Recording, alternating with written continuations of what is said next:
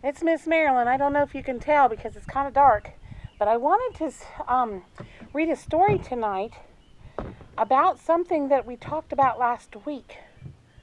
If you listen, maybe we can hear them again. Did anybody figure out what those were? Well, they're little tiny tree frogs called spring peepers. And they sound like peep, peep, peep. And when there's a lot of them, sometimes it's really, really loud. But tonight, I wanted to read you a story about frogs. And, well, someone hitched a ride home with me from the lake the other night because I went over there to read the book. But I broke my tablet, so I couldn't put that video on. But tonight I can read the story, and my friend can say hi. Now, he's a little bit bigger than a tree frog, so I hope you can see him. Boop, boop, boop, boop. This is Flip. He's a bullfrog, and he lives in the water because he has to keep his skin wet all the time because he breathes through his skin. But this is Flip, and he came to help me read the story tonight, didn't you, Flip? Boop, boop, boop. All right, well, you know what? I'm going to have you go sit down so they can see the pages, which I hope they can because it's kind of dark.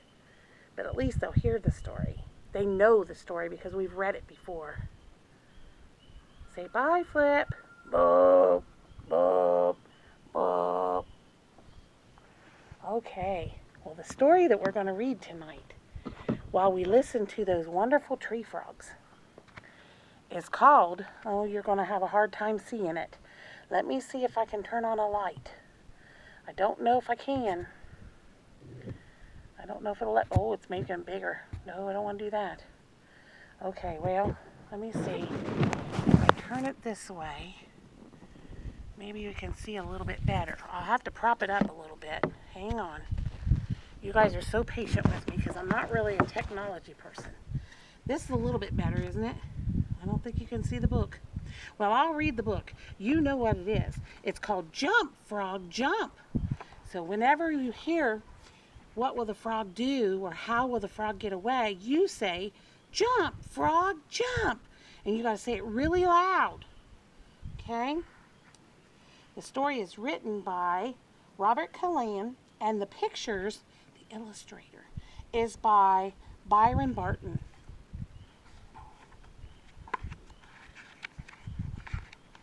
Okay, I don't know if you can see it. Can you see it a little bit maybe? You can see it a little bit. It says, this is the fly that climbed out of the water. There's a little fly coming up out of the water. Oops. This is the frog that was under the fly that came out of the water. How did the frog catch the fly? How do you think he catches the flies? Jump, frog, jump! He has to jump up and stick his tongue out and catch the fly. Bloop. This is the fish. There's a fish on there. I don't think you can see it very well. But this is the fish that swam after the frog that climbed out of the water under the fly. How did the frog get away? Say it. Jump, frog, jump! And he got out of the water and away from the fish. This is the snake that dropped from a branch and swallowed the fish that was under the frog, or that swam after the frog that was under the fly that climbed out of the water. How did the frog get away? There's your clue. Jump, frog, jump! This is the turtle that slid into the pond and ate the snake that dropped from a branch and swallowed the fish that swam after the frog that was under the fly that climbed out of the water. How did the frog get away? Jump, frog, jump! did get away.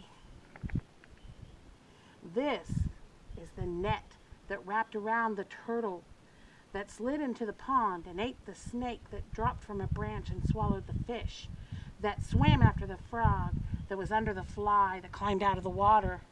How did the frog get away? Jump, frog, jump! Oh boy. It's getting kind of hard to see these words. It's dark out. I should have started earlier. These are the kids that picked up the net that wrapped around the turtle that slid into the pond and ate the snake that dropped from a branch and swallowed the fish that swam after the frog that was under the fly who climbed out of the water. How did the frog get away? You ready? You gotta say it really loud. Jump, frog, jump! Uh-oh, the one boy has a basket and the other boy's trying to catch the frog. And the frog jumped up. Oh dear, this is the basket put over the frog by the kids who picked up the net that wrapped around the turtle that slid into the pond and ate the snake that dropped from a branch that swallowed the fish that swam after the frog that was under the fly that climbed out of the water. Oh no, how did the frog get away? Well, this time, one of the friends thought that it would be a good idea to help the frog. So he said, shh, and he lifted up the basket and he said, jump, frog, jump. And he did it real quiet. You know why he did it really quietly? You're right, so his friends couldn't hear. He was helping the frog get away. I think that kid must be like Miss Marilyn because I like to turn things loose too. It's fun to watch them for a while, but we should always return them to where they belong because a wild animal does not do well in captivity. It's like box turtles and stuff. They don't belong in a tank. So always, if you look at them and stuff, or frogs or toads or something, or even fireflies when they start to come out and they light up the dark sky, and you can see them out in the field and stuff. If you catch them, I used to catch them and put them in a jar and watch them blink and light up and stuff, and then I would turn them loose because if you keep them in the jar, it's not a good thing. So they need to be happy and they need to be free. Well, I'm glad you joined me tonight. Even though you couldn't see the pages, we got through the book and you helped me read it. Thank you so much. I will talk to you soon.